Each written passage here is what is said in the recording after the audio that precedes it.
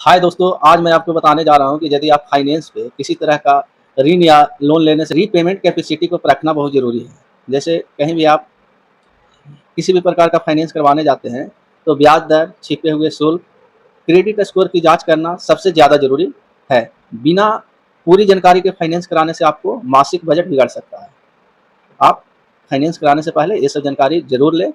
आज आपको इसी मुख्य बात पर मैं बात करने जाता हूँ। आपसे 4-5 पॉइंट जो है ये आपको बताने जा रहा हूँ। ये बहुत ज़रूरी है आप लोगों के लिए, क्योंकि आप फाइनेंस कराने जाते हैं और ये बात जानते नहीं और फाइनेंस करवा लेते हैं। उससे क्या होता है, आपको भविष्य में दिक्कत होता है लोन ईएमआई चुकाने में, या आपके साथ किसी तरह से फाइनेंसर लोग फ्रॉड कर लेते हैं, पैसा का हेर फेर कर लेते हैं। तो आइए मुख्य 4-5 बात जो है, जो ज़रूरी है फाइनेंस कराने से पहले, वो जान लेना बहुत ज़रूरी है। तो सबसे पहले ब्याज दर, इंटरेस्ट रेट की बात करेंगे कि फिक्स है या फ्लोटिंग है, यह जानना बहुत ज़रूरी है। आपके लोन पर ब्याज दर स्थिर रहेगी या बाजार के अनुसार बदलेगी, ये चीज़ आपको बहुत ज़रूरी है।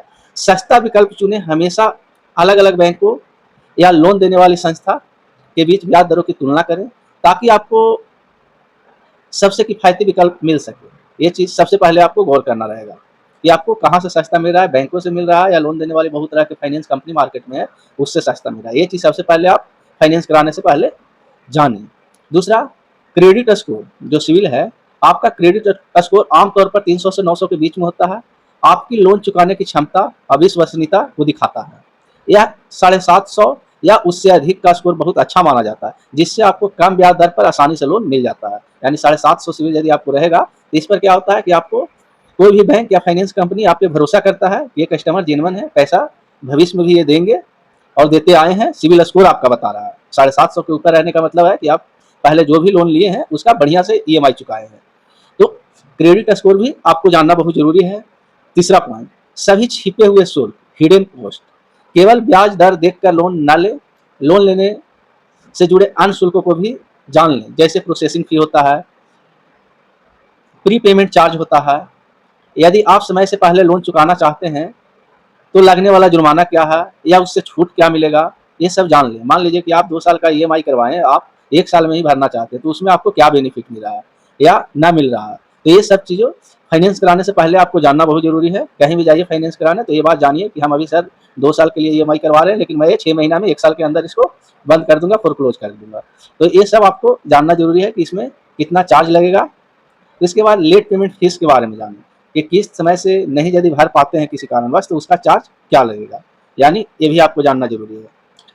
फोर्थ पॉइंट में चलते हैं, मासिक किस्त ईएमआई टेन्योर की बात करें तो ईएमआई राशि आपकी हर महीने की जाने वाली किस्त आपकी कुल आय का 35 से 40% से अधिक नहीं होना चाहिए। मान लीजिए कि आपका इनकम महीने का 20,000 रुपया है, तो उसमें आप हार्डली से हार्डली जो है से आप 40% ही रखें, यानी 8,000 रुपया, 8,000 7,000 रुपया तक का ही ईएमआई करवाएं। यदि आपका 20,000, एक मैं सैंपल साइज बता रहा हूँ, आपका सैलरी लाखों में हो सकता है, उससे लेना देना नहीं है, लेकिन एक सैंपल साइज है कि जो भी आपका सैलरी आता है, जो भी आपका इनकम हो, उस इनकम से 35 से 40% ही रखना चाहिए।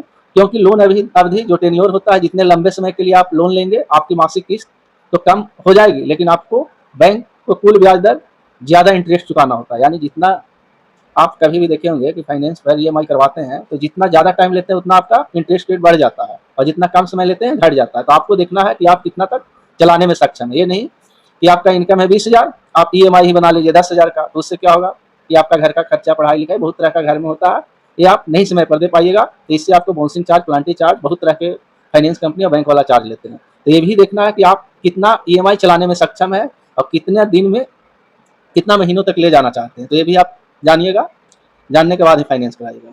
पांचवा पॉइंट जो है, ये लोन एग्रीमेंट की शर्त होता है, टर्म एंड कंडीशन। लोन के कागजात या एग्रीमेंट पर हस्ताक्षर करने से पहले सभी नियम एवं शर्त को पढ़ लें। जब भी आप फाइनेंस करवाते होंगे या बैंक से लोन लेते होंगे, तो सभी का एक टर्म एंड कंडीशन होता है, तो कंडीशन को बहुत बढ़िया से पढ़ लें। ये ज़्यादातर कस्टमर को देखा गया है, 99% को मैं बोल सकता हूँ कि फाइनेंस करवाने जाते हैं तो टर्म एंड कंडीशन पढ़ते ही नहीं।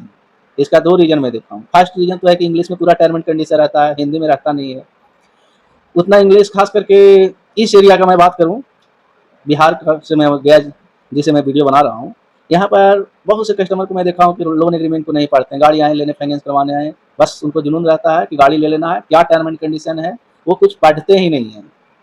उनको देखा गया, अगर उनको पढ़ने के लिए बोलिए, समझाइए, तो बोलते हैं कि ये सबसे हमको मतलब नहीं है, बस गाड़ी मिलना चाहिए।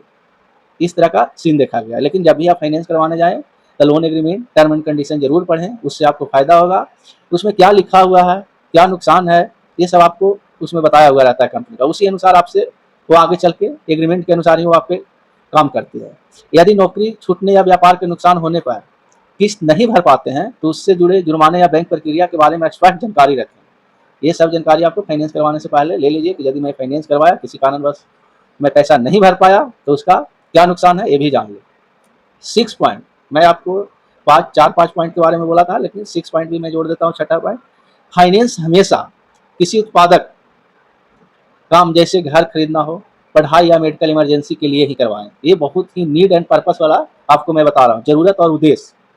ये जो है, आपको जब भी फाइनेंस करवाएं, हमेशा ही उससे आगे आपको तरक्की हो, उसी के लिए करवाएं। जैसे घर खरीदना हो, पढ़ाई करना हो, मेडिकल इमरजेंसी हो, या किसी भी तरह का ज़मीन लेना हो, तभी आप फाइनेंस करवाएं।